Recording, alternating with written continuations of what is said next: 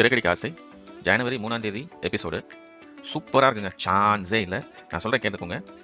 நேற்று ப்ரோமோவில் தெளிவாக தெரிஞ்சது ஓனர்ஷிப் ஆஃப் த ஷாப் வந்து மாறணும்னு சொல்லி முத்து சொல்லியிருக்காரு.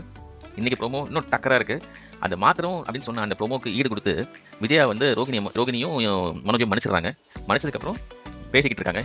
தெளிவாக சொல்கிறாங்க விஜயா, இந்த 27 லட்சத்தை அந்த முத்துவும் அண்ணாமலைக்கும் இங்கிட்ட ரவிக்கும் நம்ம கொடுத்துட்டோம்னா இந்த கடை ஓனர்ஷிப் மாறாதுன்னு தெளிவாக சொல்கிறாங்க.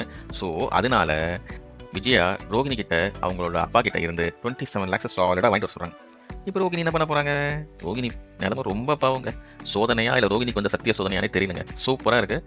இப்போ டைம் வேஸ்ட் பண்ணாமல் நம்ம ப்ரோமோனே வந்து ப்ரோமோ டக்கராக இருக்குது. ஸோ டைம் வேஸ்ட் பண்ணாமல் நம்ம வீடியோக்குள்ள போகலாம். மக்களே, இது கேகேஸ் கான்டென்ட் மிஸ் பண்ணாமல் தெளிவாக டெய்லி பாருங்கள் அண்ட் சப்ஸ்கிரைப் பண்ணுங்கள் ப்ளீஸ். Thank you so much.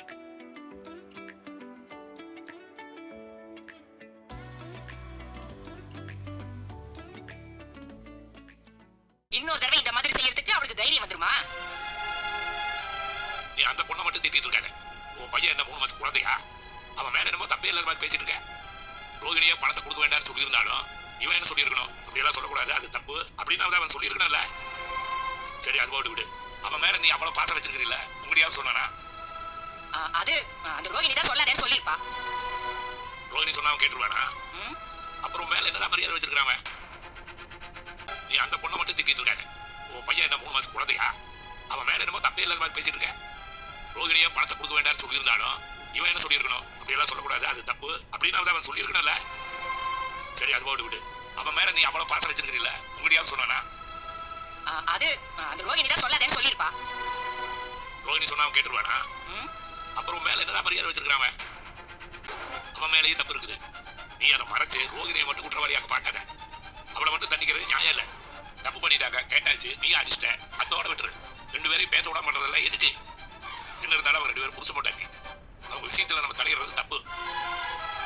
நம்ம 3 பசங்களுமே அவங்க பொண்டாட்டிகளோட சந்தோஷமா இருக்கிறதா நம்ம நினைக்கணும். பிரிச்சு வைக்கணும்னு நினைக்கூடாது. ஒரு பிரச்சனை சிறுசா இருக்கும்போது அதை பேசி முடிச்சிடும்.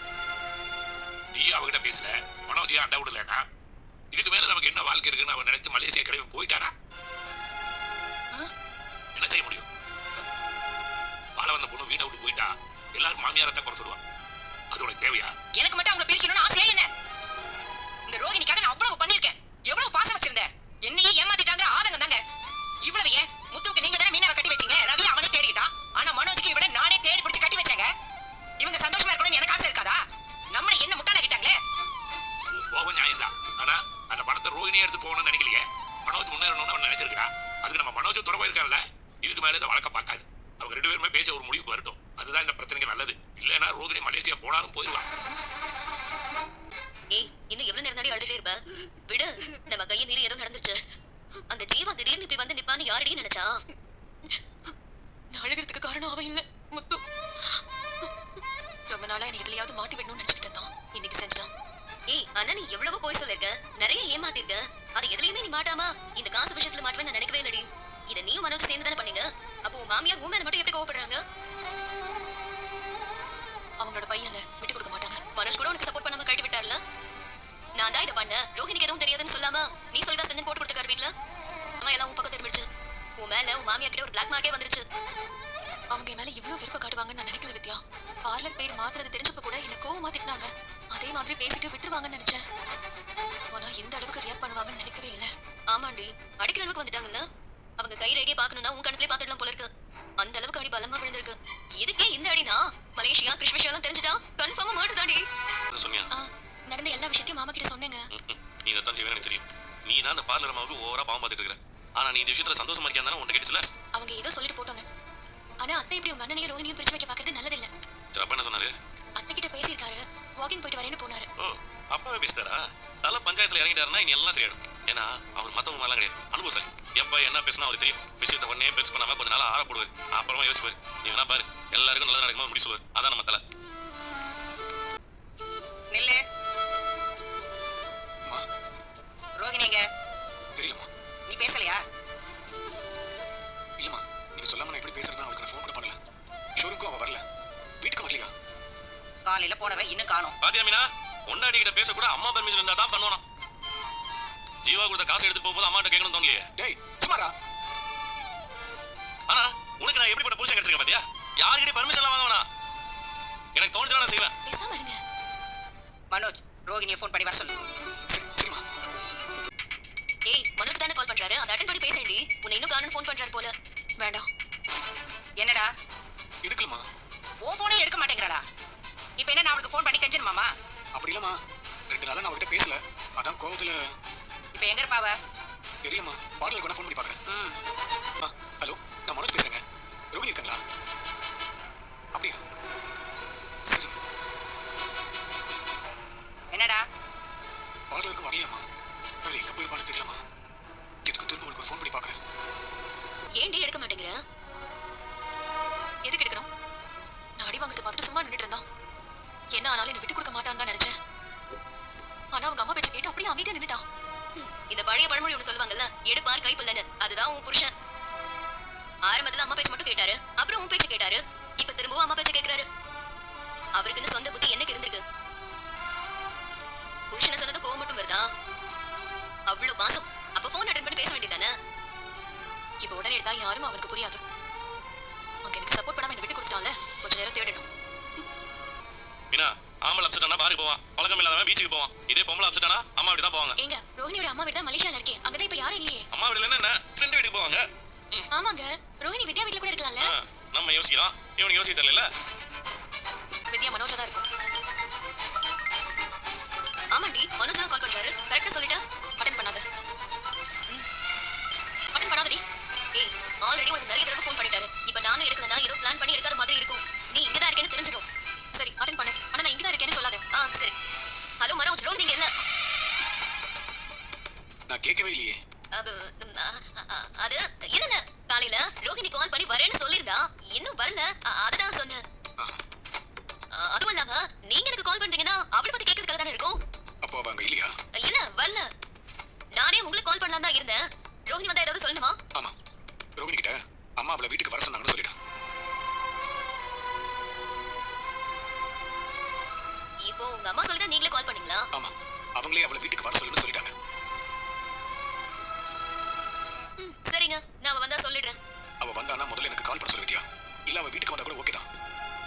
அம்மா அவளை வர சொல்லிட்டாங்க, அதை முதல்ல ஸ்ட்ராங்கா அவகிட்ட சொல்லிட்டேன். சரிங்க, அவ வந்தா சொல்றேன். உன் மாமியாரே வர சொல்லிட்டாங்களாண்டி?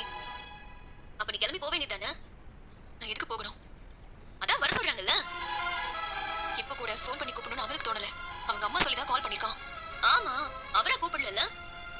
அவன் நிறைய படிச்சிருக்கானே தவிர அவனுக்கு எமோஷன் மெச்சூரிட்டியே இல்ல. இதெல்லாம் கூட அவங்க அம்மா சொல்லி தான் பண்றான். அதுவும் கரெக்ட் தான். எனக்கு ஒன்று தோணுதுடி. என்ன? இன்னைக்கு அவங்க அம்மா கூப்பிட சொன்னதுனால உன்னை அங்க வர சொல்லி சொல்றாரு. நாளைக்கு அதே அம்மா அவளை விட்டு அவ உன் லைஃப்க்கு வேண்டான்னு சொன்னா உன்னை விட்டு போயிடுவாரா? இல்ல.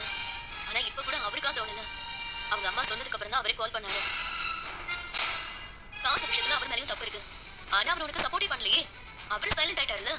பிரச்சனைன்னு வந்த உடனே உன்னை முன்னாடி தள்ளி விட்டுட்டு அவர் பின்னாடி போய் ஒளிஞ்சுக்கிறாரு. இந்த பிரச்சனைக்கே இப்படின்னா நாளைக்கு உன்னை பத்தி முழுசா தெரிஞ்சா அவர் உனக்கு சப்போர்ட் பண்ணுவாரா? உன் கூட நிப்பாரா? அப்பவும் அவர் அவங்க அம்மா பேச்சு கேட்டானா உன் நிலைமை என்னடி ஆகுது? இப்ப என்ன செய்ய போற? நாங்க போய் தானே ஆகணும். நான் போறேன். அதுவும் கரெக்ட் தான். அங்க போய் முதல்ல உன் மாமியார சரிக்கிட்ட பாரு. மனோஜ் கூட சமாளிச்சிடலாம். கிட்டத்தட்ட அவர் ஒரு பொம்மலாட்ட பொம்மை மாதிரி தான். யார் சொன்னாலும் அவர் கேட்பாரு. நீ அவர்கிட்ட உன் கோவத்தெல்லாம் காட்டாது, புரியுதா? இப்போ உன் மாமியாருக்கு உன் மேல இருந்த அபிப்பிராயம் ஒரு 10 ஸ்டெப் இறங்கி இருக்கும். கண்டிப்பா இப்ப இறங்கி இருக்கும். இப்ப இந்த ஸ்ருதி தான் அவங்க ஃபேவரட் லிஸ்ட்ல மாத்துவாங்க. ஏன்னா அவ நிஜமான பணக்காரி. நீயும் மலேசியா பணக்கார பொண்ணுன்னு இப்ப வரைக்கும் நம்பிட்டு தானே இருக்காங்க. நம்ம ஊர்ல பணக்காரங்கன்னு சொல்றதை விட பணக்காரங்களை தெரியறவங்களுக்கு தான் மரியாதை அதிகம். இப்ப என் மாமியாருக்கு என் மேல சந்தேகம் கூட வர ஆரம்பிச்சிருக்கும். என்னை பத்தி நிறைய கேள்வி கேட்க போறாங்க. சிச்சுவேஷன் இப்படி இருக்கும்போது நீ அங்க போய் மனோஜ் உனக்கு சப்போர்ட் பண்ணலன்னு சொல்லி எந்த கோவத்தையும் காட்டிடாத, சரியா? என் கோவத்தை காட்ட வேண்டிய நேரம் இது இல்லைன்னு எனக்கு தெரியும். மனோஜ் மொத்தமா என் பக்கம் கொண்டு வரணும். அதுக்கு என்ன பண்ண போற? இப்போ மனோஜ் ரோஹினிக்கு கால் பண்ணி பேசினாரா? இல்ல, ரோஹினி பேசல போல. வித்யா தான் பேசியிருக்காங்க. இப்ப அண்ணி வரேன்னு சொன்னாங்களா இல்லையா? தெரியல. அதெல்லாம் கண்டிப்பா பார்லர்மா வரும்டா.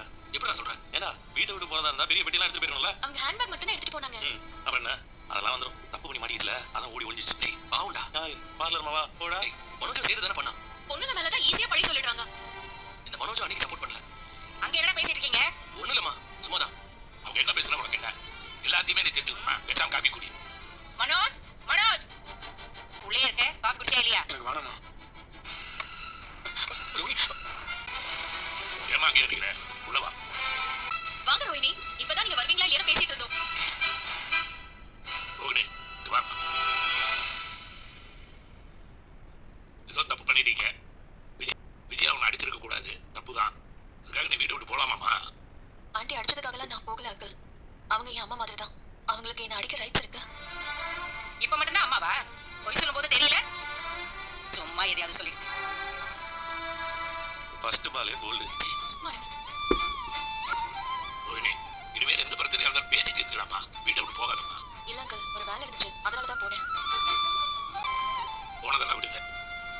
மாதிரி எதையும் பண்ணாதீங்க. மனோஜ் உனக்கு சேர்த்து தான் சொல்றேன். இந்த பொய் பித்தலாட்டை எல்லாத்தையும் விட்டுரு. இதுவே கடைசியா இருக்கணும். எந்த விஷயமா இருந்தாலும் குடும்பத்தில் எல்லாரும் ஒன்னா பேச்சுக்கா முடிவு எடுக்கணும். அதை விட்டுட்டு ஆளாளுக்கு உங்களுக்குள்ள பேசிட்டு பொய் சொல்லிட்டு இருந்தா குடும்பம் எப்படி நல்லா இருக்கும்? இந்த வீட்டுல விஜயா உங்க 2 பேரையும் தான் கொண்டாடிட்டு இருப்பான். இப்ப நீங்க அவளையும் சேர்த்து ஏமாத்திருக்கீங்க. அது எவ்வளவு கஷ்டமா இருக்கும். ஆண்டி ஆண்டி ஆண்டி ஆண்டி என்ன மன்னிச்சிருங்க ஆண்டி. ஆண்டி நான் இப்போ சொல்றேன், நான் எல்லாரோட நல்லதுக்காகவும் தான் இப்படி பண்ணேன். என்ன மன்னிச்சிருங்க ஆண்டி. அம்மா என்னை மன்னிச்சிருங்கம்மா. நானும் உங்ககிட்ட போய் சொல்லிருக்க கூடாது. 2 பேரும் எந்திரிங்க. உங்களுக்காக நான் இந்த வீட்ல எவ்வளவோ சப்போர்ட் பண்ணி பேசியிருக்கேன். என்கிட்ட கூட சொல்லாம இப்படி எல்லாம் செஞ்சிருக்கீங்க. இனிமே எனக்கு தெரியாம நீங்க எந்த முடிவு எடுக்க கூடாது. புரியுதா? சரிங்கம்மா. எல்லாம் ஓகேதான். தப்பு பண்ணவங்களுக்கு தண்டனை கொடுத்தாச்சு. நாட்டாமையும் தீர்ப்பு சொல்லிட்டாங்க. நாடாமையா? அவன் அம்மாவை சொல்றான். ஆனா நாட்டாமையோட தீர்ப்புல ஒரு குறை இருக்குது. என்னடா குறைய பாக்குற? அதான் 2 பேரும் மன்னிப்பு கேட்டு அம்மா மன்னிச்சிட்டாங்கல்ல. பாருப்பா, காலை ஊற வச்சு யாரையும் நம்ப முடியாதுப்பா. இப்ப பீச்ல போய் நிக்கிறோம். கடல் ஆளா வந்து காலில் விழுந்துட்டு போவோம். காலில் விழுந்துச்சு நம்ம பின்னாடியே போனா நம்ம நிலைமை என்ன வருது?